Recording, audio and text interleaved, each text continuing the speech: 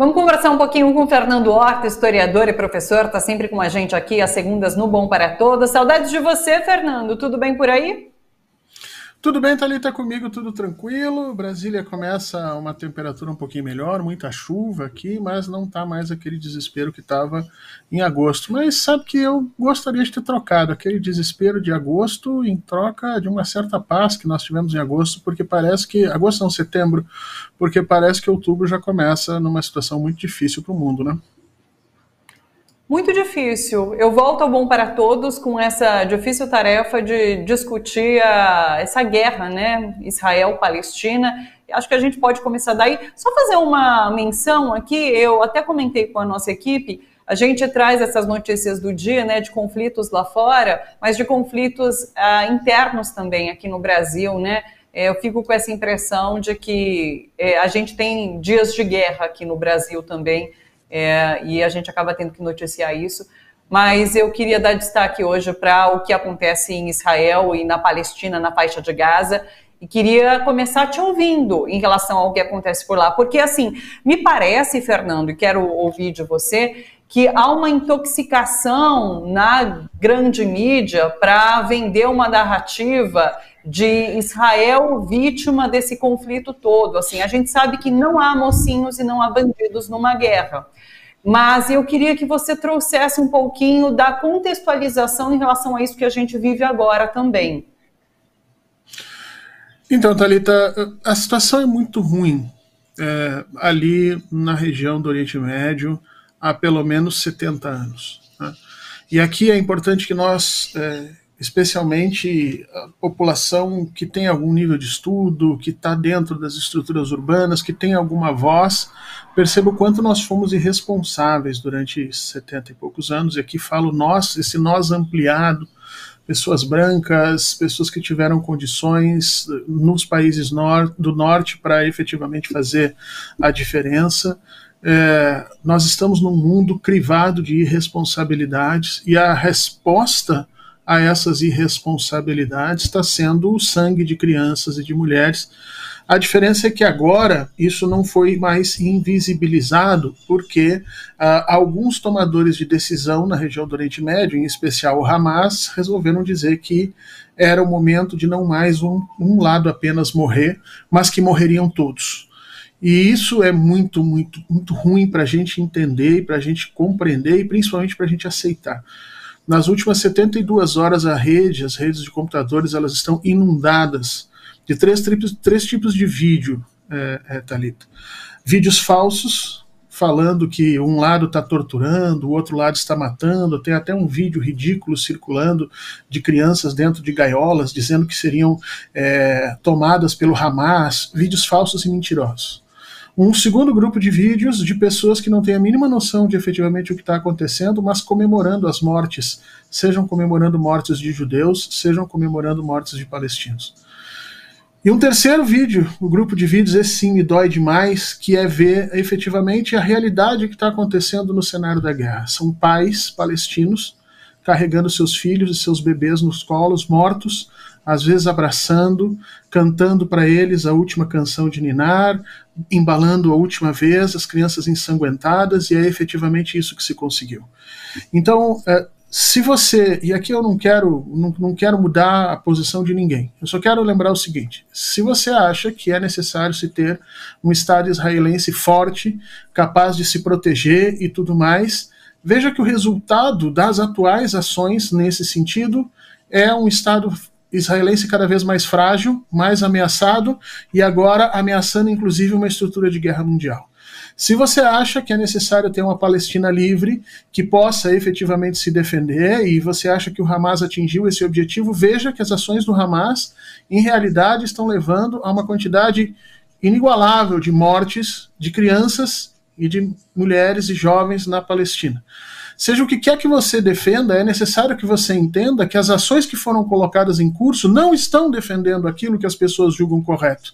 E é preciso que a gente pare de pensar no mundo conforme ele está na nossa cabeça e olhar o mundo conforme ele realmente é. As ações do Hamas e a resposta de Israel, a única coisa que fizeram foi trazer mais instabilidade, mais morte, mais desespero para a região. E aqueles argumentos que dizem, mas não tinha outra saída, não tinha outra forma, sempre tem outra forma. Agora, de verdade, nós somos irresponsáveis, porque o mundo teve 75 anos desde o Nakba, que é a expulsão dos palestinos as primeiras expulsões dele. Desde a Nakba nós temos 75 anos até hoje. E todo mundo virou a cara para o que estava acontecendo. Agora, isso não consegue mais ser escondido, porque está o dia inteiro na cara das pessoas, com vídeos filmados imediatamente quando estão acontecendo. Não dá para a gente fingir que não existe. E nesse momento, me parece impossível uma negociação, uma conversa entre essas partes, né? Eu queria saber como você tem visto a intervenção dessas forças internacionais nesse momento. A ONU me parece que lançou uma nota, né, condenando, inclusive, os ataques agora que Israel faz em direção à faixa de Gaza, mas talvez seja uma intervenção tardia, né? Então, assim, o que é possível fazer nesse momento, Fernando? A gente precisaria de um país mediando, talvez, uma conversa. Há interesse nesse momento por essa conversa? O que pode ser feito a essa altura para que mais mortes não aconteçam? Então, você tocou muito bem no assunto. Nos últimos 70 anos, todas as intervenções internacionais a respeito foram para silenciar as vozes que denunciavam o que estava acontecendo. Vamos lembrar que, eu estudei em detalhes as resoluções do Conselho de Segurança e todo ano, desde 1948, todo ano, nós temos resoluções pedindo que o Estado de Israel se comprometa em aceitar as regras internacionais, e todo ano ou essas resoluções eram descumpridas ou o governo norte-americano entrava com veto e proibia que isso acontecesse. Portanto, parte daquele sangue todo, se não a totalidade, corre pelas mãos efetivamente dos tomadores de decisão do norte, mas chega da gente arrumar culpados, está na hora da gente começar a crescer. Não se trata mais de definir quem é o responsável, mas de parar o que está acontecendo. E infelizmente o mundo hoje não tem condições de fazer isso. A ONU está tremendamente deslegitimada. O Brasil é o presidente do Conselho de Segurança da ONU, chamou uma reunião, a reunião não conseguiu avançar nesse caminho, não entra em absolutamente nenhum tipo de comprometimento internacional pela paz. A última vez que nós vimos um conflito nascer dessa maneira, um conflito que nasce de baixo para cima, através da atuação de potências medianas e que pode escalar para uma guerra internacional, o que nós vimos era o confronto entre França, Inglaterra e Israel contra o Egito por conta do Canal de Suez em 56. E naquele momento, a solução que o mundo encontrou foi uma ação conjunta de Estados Unidos e União Soviética ameaçando utilizar bombas atômicas contra a Inglaterra, França e Israel, caso eles continuassem aquela agressão. Só que isso é impossível de você imaginar hoje no mundo. É impossível você imaginar uma ação conjunta de Estados Unidos, China e Rússia, por exemplo, para parar isso. O que seria necessário? Esses países, junto com Inglaterra e França, entrarem num acordo para fazer Israel parar com o que está acontecendo e, a partir daí, colocar uma força de terra na região de Gaza que contivesse efetivamente os avanços do Hamas e que declarasse aquela região uma região internacionalizada cuja a obrigatoriedade de cumprir as leis, inclusive de proteger as vidas palestinas e, obviamente, vidas israelenses, estivesse agora nas mãos da comunidade internacional. Impossível, porque o momento em que esse ataque se deu, ou seja, o momento de agora, é um momento em que nós estamos numa reviravolta geopolítica. Os americanos estão no seu momento mais frágil e estão sendo dragados para essa estrutura de guerra, mesmo que não queiram. O presidente Biden, por exemplo, na época que era senador, em diversos discursos denunciou o quanto os lobbies israelenses faziam efetivamente a política externa norte-americana ir para caminhos que não eram os caminhos que ele julgava correto, mas hoje, como presidente, ele não pode fugir disso. Já Donald Trump deve dar também uma manifestação dizendo que apoia totalmente, incondicionalmente a estrutura israelense, e aí o mundo está de mãos atadas. Porque ou Israel vai passar por cima de toda a estrutura de Gaza e transformar aquilo num deserto ainda pior, do que o que nós já tínhamos visto, e isso vai implicar em mais crimes de guerra abertos, filmados, batendo na cara da comunidade internacional, ou Israel vai mais longe, vai trazer o Irã para essa guerra, porque parece que as últimas declarações feitas hoje pela manhã já trazem essa situação. Ontem o Wall Street Journal lançou um documento um artigo dizendo que o Irã participou do planejamento do ataque, e isso é muito perigoso, porque tendo ou não participado, a partir de agora o Wall Street Journal entregou para Israel um motivo para que ele aumente essa estrutura de guerra. E vamos lembrar que Irã e Arábia Saudita hoje, junto com Emirados Árabes Unidos, fazem parte do BRICS, e portanto o BRICS não vai poder ficar longe desse processo, já a Rússia e China vão ter que se envolver nessa situação. Então, o mundo está, nesse momento, numa situação muito complicada, e do ponto de vista macro, nós estamos às portas de uma guerra, e do ponto de vista micro, as populações palestinas estão sofrendo, talvez, como nunca tinham sofrido. E isso sendo avisado pelo governo israelense. Netanyahu disse, nós vamos transformar aquilo, né, nós vamos punir os opositores como nunca foram vistos, e eu acho que as pessoas têm que parar um pouco e começar a perceber, o que quer que nós venhamos a fazer, o objetivo não é um lado vencer o outro, mas é sim parar com o sofrimento das pessoas, especialmente das crianças, que não têm absolutamente nenhuma razão para estarem sofrendo isso naquela região. Perfeito. Fernando, como você tem visto o noticiário aqui no país da grande mídia? Porque há, de forma descarada, uma opção em colocar apenas um lado das notícias. A gente não vê nenhum pesquisador, especialista, comentarista que traga a contextualização do que tem sido a vida dos palestinos, o que tem sido a vida de quem mora ali na faixa de Gaza até esse momento. Eu dei uma sapeada ali pela manhã, na CNN Brasil, na Globo News, eu cheguei a ver um dos comentaristas citando esse vídeo aí, que você comenta, das crianças engaioladas. Uma fake news tremenda que está rolando nas redes, e ele cita com esses argumentos, defendendo Israel com esses argumentos. Então, como você tem visto a cobertura que a imprensa brasileira tem feito desse conflito até o momento?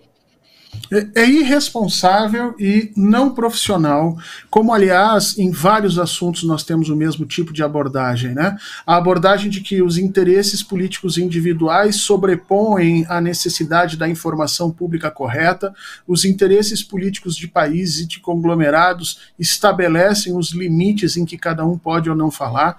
Eu assisti algumas intervenções heróicas na Rede Globo e em alguns outros lugares onde intelectuais e pesquisadores foram chamados, pesquisadoras chamadas para fazer manifestações, e chegaram lá e disseram absolutamente a realidade do que se vive em Gaza, e foram contrapostas até com violência e com uma certa falta de educação, mas mantiveram as suas posições. Quer dizer, isso é um heroísmo, é um absurdo, é alguém que está ali estudando, tentando chacoalhar esse sistema de mídia e de comunicação brasileiro, dizendo, ora, parem de fazer esse jogo de um lado, esse jogo de esconde-esconde, em que vocês contam as coisas somente quando lhes interessam, porque isso é irresponsabilidade.